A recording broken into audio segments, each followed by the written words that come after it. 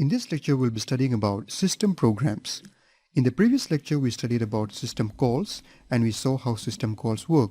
Now in this lecture, we'll be seeing what are system programs and what are they used for. So, an important aspect of a modern system is the collection of system programs. So in order to understand what these system programs are, and in order to understand where this system program resides in our computer system hierarchy, let us look at the diagram of our computer system hierarchy that we discussed in the very first lecture of this lecture series. So as we see, this is a diagram of our computer system hierarchy that we discussed in the very first lecture of this lecture series. So if we look at this, we find that in the lowest level, we have our computer hardware, which comprises of resources like the CPU, memory, and input-output devices. And just on top of that, we have the operating system. And on top of this operating system, we have the system programs. And on top of the system programs, we have our application programs like the word processors, spreadsheets, compilers, text editors, web browsers, and so on. Then we have the users here who are interacting with the systems. So what we are going to discuss today is about this system programs. So we see that system programs are just above the operating system. Now we will see what are these system programs and what are they used for, and we will also see some examples of system programs, and we will also study how we can categorize our system programs into different categories based on the kind of task that they perform. So system programs, they provide a convenient environment for program development and execution. So the system programs, what they do is they are going to provide you with a particular environment which is convenient for program development and execution. So you will understand this when we take the examples. And some of them are simple user interface system calls, while others are considerably more complex.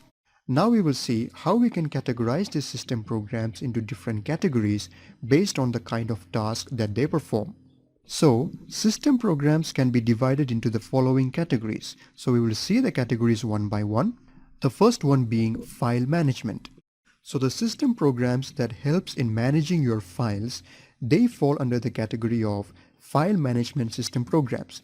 For example, they helps to create files, delete files, copy files, rename, print, or dump files or list files, and in generally we can say that they help in manipulating files and directories. So the system programs that help in manipulating files and directories, they fall under the category of file management system programs. Alright, now let's see what is the next one. So the next one is status information. So the system programs that fall under this category are those system programs that ask the system for its status information. Like for example, it can ask the system for the system's date and time. It can ask for the amount of available memory or disk spaces, and it can also ask for the number of users, and also it can ask for other detailed performance and also other complex informations like logging and debugging informations, etc. So all the system programs that are dealing with the status information of your system, they fall under this category of status information system programs. And then the next one is file modification. So these are the system programs that helps in modifying your files. So you may be thinking, what is the difference between file management and file modification? Because we have just discussed the file management in the first point. Now file management, they deal with the outer layer of your file. That means like creating your files, deleting your files, renaming, copying, moving, and so on. But file modification, it deals with modifying the inner content of your file. Alright, so if you want to modify the inner content of your file, for that you use the system programs which fall under the category of file modification. So we have several text editors which may be available to create and modify the contents of files stored on disk or other storage devices. And there may also be special commands to search contents of files or perform transformations of the text. So we see that if you want to modify the contents of your file, like modifying or transforming the text or anything like that, for that we have the system programs which fall under this category of file modification, which helps us to accomplish this task. Now coming to the next one is programming language support. So these are the system programs that provide you with programming language support.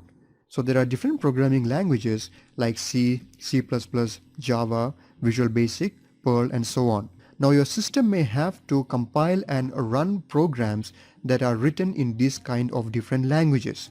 So your system must have support for these programming languages, otherwise it will not be able to compile or run these kind of programs.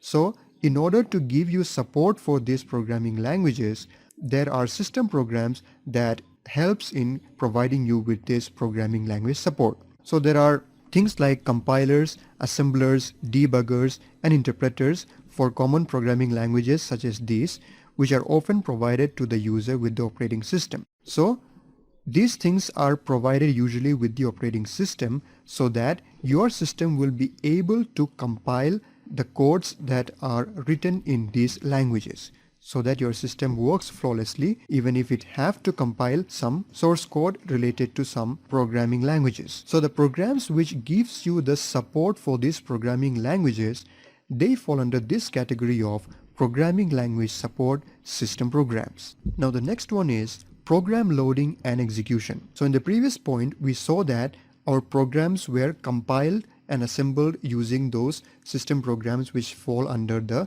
programming language support category. Now after your program is compiled, it has to be loaded and executed. So in order to do that, there are some system programs that allows you or helps you to do that. So those are the system programs that fall under this category of program loading and execution. So it says once a program is assembled or compiled, it must be loaded into memory and executed. So once your compilation and assembly is complete, you need to load that program to the memory so that it can be executed. So the system may provide you different kind of loaders in order to accomplish this task, like the absolute loaders, relocatable loaders, linkage editors, and overlay loaders. And also sometimes debugging system for higher level languages or machine languages are needed as well. So debugging means whenever there is a problem in your code or in anything, you need to find out what is that problem and you need to solve that problem. So that is what we mean by debugging. And the programs responsible for this task is known as debuggers. So debuggers also may be necessary. So all these programs that helps in loading the programs and executing the programs, they fall under this category of program loading and execution system program. Now coming to the last one, we have communications. So these are the system programs that helps in communications. So even when we discuss our system calls, we had the system calls that helped in communications. So in the same way, the system programs that helps in communication between processes or users or allows users to surf the web and so on, these system programs, they fall under this category of communications. So these programs, they provide the mechanism for creating virtual connections among processes, users, and computer systems. And they also allow users to send messages to one another's screens, to browse web pages, to send electronic mail messages, that is your email, and to log in remotely or to transfer files from one machine to another. So we see that all the tasks that are related to communications, that are the things that we are talking about here. So the system programs that help you in these communication processes, they are the ones that fall under this category of communications system programs. So these are the main categories unto which you can divide your system programs based on the kind of tasks that you perform. Now, apart from the system programs, there are also other programs that are provided by the operating system in order to perform certain tasks. So as I told you, in addition to system programs, most operating systems are supplied with programs that are useful in solving common problems or performing common operations. So some examples of those are like your web browsers. You have web browsers like Mozilla Firefox, Google Chrome and all, which helps you to browse the web. So these web browsers may be provided with your operating system. I'm not saying that specifically Mozilla Firefox and Google Chrome will be provided with your operating system, but based on the operating system that you are using, one or more of the web browsers may be provided along with it. Like for example, in your Windows operating system, you have your Internet Explorer that is provided with your Windows operating system. so that you can browse your web using that browser. So in the same way, there are word processors. So depending on the kind of operating system that you use and kind of the office tools that is installed in your system, you may have the word processors installed in your system, which is used for processing your Word documents. Like for example, in Windows you have your Microsoft Word, and if you are using Linux and if you are having LibreOffice installed in it, you have your LibreOffice Writer, which is the word processing software or application in LibreOffice. And then you have spreadsheet programs like your Microsoft Excel in your Windows, and in LibreOffice in Linux you may have the LibreOffice Calc, CALC. So those are spreadsheet programs. And then you may have database systems. So you can have database systems that helps in managing your databases. So they also can be of different types, like you have Oracle database, MySQL database, and so on.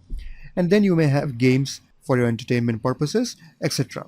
So these are some other programs that are provided along with the operating system for the users to perform certain tasks. So keep in mind that these are not system programs, but they are application programs. So once again I repeat, these are not system programs, but these are application programs which are provided along with the operating system for the users to perform certain tasks. Alright, so let us just have a quick recap of the system programs, which was the main focus of this lecture. So what were the categories of system programs that we discussed? So the categories of system programs that we discussed in this lecture are file management, status information, file modification, programming language support, program loading and execution, and communications.